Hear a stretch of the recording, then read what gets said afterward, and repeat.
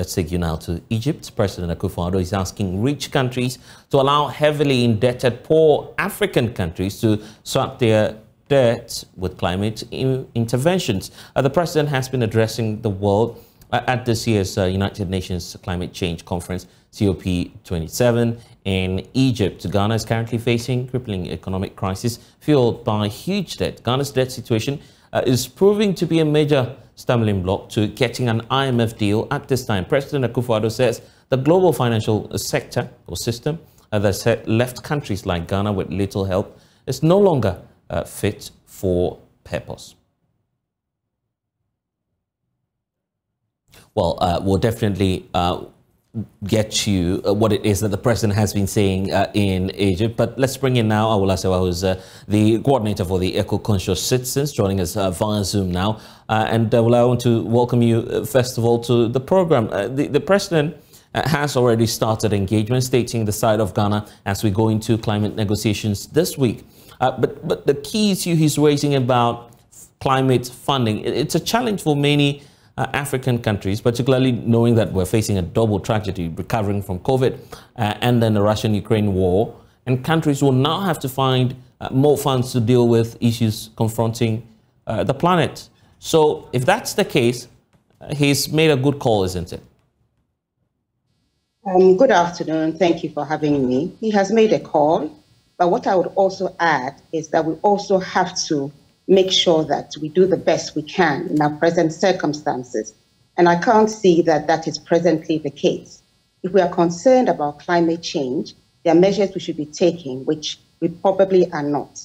So yes, it's good for, I wouldn't say richer nations, because Africa is a very, very rich continent. In fact, perhaps the richest continent.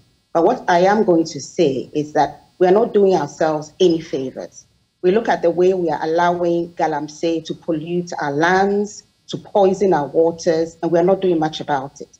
We look at the way we're allowing structures on Ramsar sites to continue being there, sending a signal that you can break the laws with impunity. So yes, it is good to ensure that everybody plays their part, but charity does begin at home, and we need to get our act together if we are serious about climate change and the environment. So let's start from home. What should be our priority, and what should we be reflecting on as countries and governments and also other partners around the world engage in talks in Egypt? Well, what I would say is that starting from home, God has blessed us with beautiful, fertile land. We should stop galamsey right now. Have a pause on community mining because we are not able to enforce anything. We've seen how our waters are being polluted. So that's why I said a stop to community mining.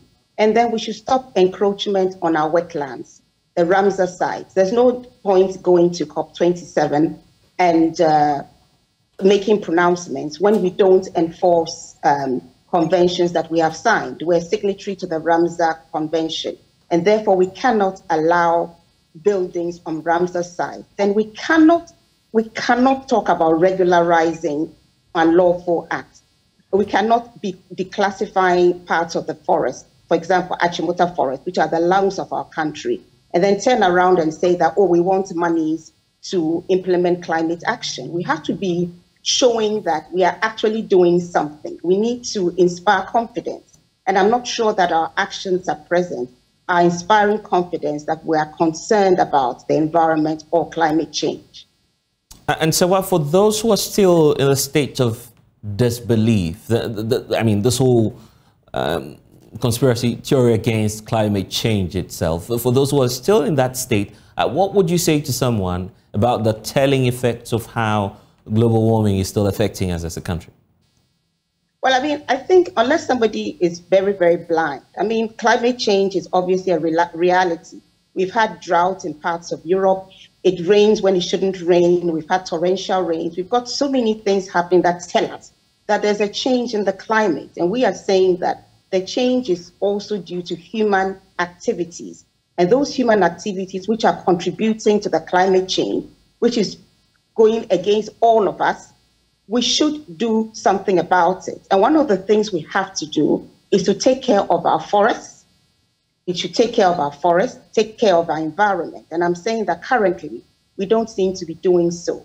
Our forests are being are being destroyed by mining, some of it legal mining. We gave people concessions to go into forest reserves and destroy the forest. So yes, climate change is a reality, and our activities are contributing to it. So we need to stop those activities, and then we'll be in a better position to be asking other countries to give up funds for climate change. But many believe that obviously the reason for which the president was making that demand is flowing from our current economic crisis. Many believe that may shift our focus from some of the climate interventions that we've been making so far. I mean, if we're in an economic situation, I mean, it's partly our own doing, wouldn't you agree? And climate change is a reality, as we've said. And what we need to do right now is understand that we're a sovereign nation. We need to enforce our own laws and regulations. So once we start doing the right thing from our end, you'll be surprised that things will begin to fall into place. We are a sovereign nation. We don't always have to go cap in hand, asking others to come and help us as if we're children. We're a sovereign nation. We've been blessed with a beautiful, rich land. We need to take care of it. We need to nurture it, and you find out that the world will follow. We need to learn from Operation Feed Yourself. We need to stop importing so much. I think a class 1 student could tell us that our economy will be in the state in which it is if we continue depending so much on imports. We should focus on what we produce and export and not so much on imports. And you realize that our economy will improve. And we have companies in Ghana who are, for example, producing fertilizer. So the Ukraine-Russia war, in a sense, has also brought out opportunities for us to depend on what we do and also send it to others. Even during the Ukraine war, Ukraine is still producing fertilizer. Ghana can produce organic fertilizer. In fact, that's so. And we need to focus on it. And let's look at some of the campaigns you've been running as eco-conscious citizens. The campaign against a ban on noise making and tighter regulations against it. And then there's the Hydra-headed issue of dealing with plastics. So let's start with the plastics. What policy measures should we be starting off with? Well, one thing we can do is to stop the use of single-use plastics. I mean, a lot of East Africa, whether you're talking about Tanzania, Rwanda, Kenya, I believe they have banned single-use plastics. We look at our gutters, what are they full of? They are full of lots of stuff, but a lot of it is single-use plastics. We have to remember that there was a time when we didn't use plastics and we managed very well. Thank you very much. So for starters, we can stop the importation of single-use plastics. And I have said that in other countries, the UK, for instance, they haven't banned single-use plastics. But what they have done is that when you go to supermarkets, you are charged for plastic bags, and that has had an effect on demand for plastic bags. So the manufacturers will soon realize that the UK is not the best place for single-use plastic bags.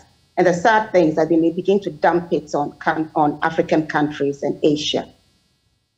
So it's for us to get our act together. Right. And the issue on the noise making. You're running a campaign on that as well. We are, because it comes down to enforcement. One of our problems in this country is that we seem to be allergic to enforcement. I mean, noise making is a criminal offense. You're not supposed to make a noise between 8 p.m. and 6 a.m. But when there's noise making and you even go to the police, they don't even, well, let me not tar everybody with the same brush. But a lot of police stations, the police officers there don't even, noise making is a criminal offense. So they don't do much about it. And then also the bylaws of the assemblies talk about not making noise that go beyond the confines of your property. But you find churches, beer bars, bola taxis, everybody competing to make noise. And most of the time, the authorities stand idly by. So it's a lot of effort to, first of all, educate the authorities that noise making is an offense. You need to do something about it, because not only does it impact on our enjoyment of our properties when somebody else's noise is invading our property, but it's also damaging our health. In fact, we've had a doctor or doctors testify to the fact that noise making damages our health. It could even lead, in extreme cases, to cardiac arrest. So we need to do something about it. But primarily is to get enforcement. The laws are there, but they're of no use if we refuse to enforce them. Right. And we're looking to the outcome of the COP27. Obviously, there's also the aspect of citizens' participation, helping governments and also agencies across the world to make the world a safer place. If there's something that citizens should know about climate change, what would that message be? Well, the message will be that let's not engage in activities that puts unnecessary pressure on the environment. Let's go back to basics. We all say that when the last tree dies, the last man dies. We know that our trees play a cardinal role with climate change. So let's stop felling trees. Let's keep planting trees. Let's stop declassifying forests. But let's understand the importance of forests to the climate.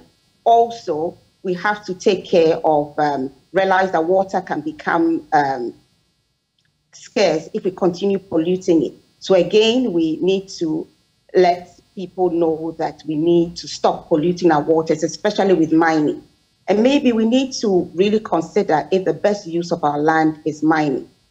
And then again, I talked about plastics, which are having a very negative effect. We need to have a ban on it and go to natural products. So if you're talking about climate change and the environment, we need to just go back to basics. Awolasewa, thank you for your time here on The Pulse.